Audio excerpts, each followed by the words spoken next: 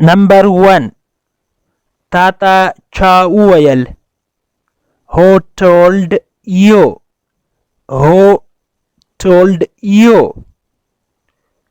سپا خبره وکړه یا سپا ووایه. Say it clearly. Say it clearly. پورته منزل ته لاړ شه یا پورته لاړ شه. Go upstairs. Go upstairs. دا پرېږده. Leave it. Leave it. ته یې غواړې؟ Do you want? Do you want? د هغه نه پوښتنه وکړه. Ask him. Ask him. راپاسېږه. Get up. Get up. دا ګول کړه یا دا بند کړه. Turn it up. Turn it up.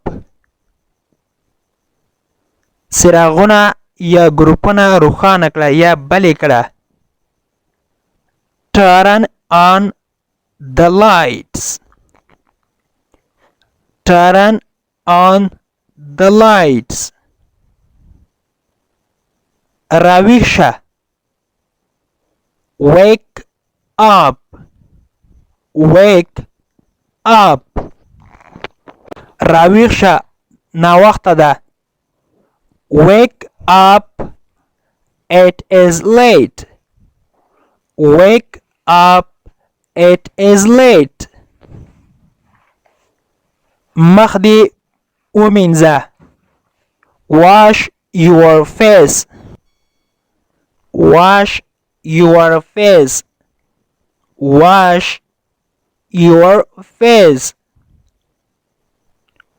غسل وکړه یا ولمبه. Take a bath. Take a bath. دا واخله. Buy it. Buy it. دا خرڅ کړه. Sell it. Sell it. دا قیمت ده یا دا ډیر جګ ده. It is expensive. It is expensive. دا ارزانه ده. It is cheap. It is cheap. مهرباني وکړه لږ په کراره خبرې کوه. Speak slowly please. Speak slowly please. دا خوندور ده. It is tasty. It is tasty. دننه راشه. Come in. Come in. بهر ووځه یا د باندې ووځه. Get out. Get out. زه هیله لرم یا زما امید شته. I hope. I hope. یو ټکسي راونیسه. Take a taxi. Take a taxi. زبا کوشش وکړم یا زبا هڅه وکړم. I will try. I will try ډېر ښه یا آفرین ډېر ښه well done well done دا هیر نه کړې don't forget it don't forget it ماته یې رایاد کړه remind me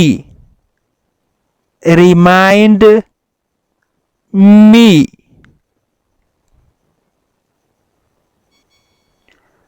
دروازه کلپ کړه lock the door lock the door د انګلیش پښتو لرنینګ کورس ګرانو زده کوونکو د نن ورځې کلاس تر دې ځای پورې و هیله ده چې یو څه مو ورڅخه زده کړي وي که غواړئ چې انګلیسي ژبه په سیمپل ساده پښتو ژبه کې زده کړئ نو مهرباني وکړئ زموږ د انګلیش ټو پښتو لرنینګ چینل سبسکرایب کړئ تر څنګ یې د بیل آیکن ووهئ او بیا په آل کلیک وکړئ دې سره به زموږ هر نوی کلاس چې موږ یې اپلوډ کوو تاسو ته په خپل ټایم در ورسیږي تر بیا چې زه حاضرېږم تر هغې مو پاک رب سپارم هر چیرې چې یاست الله مو مل شه Thank you so much for watching.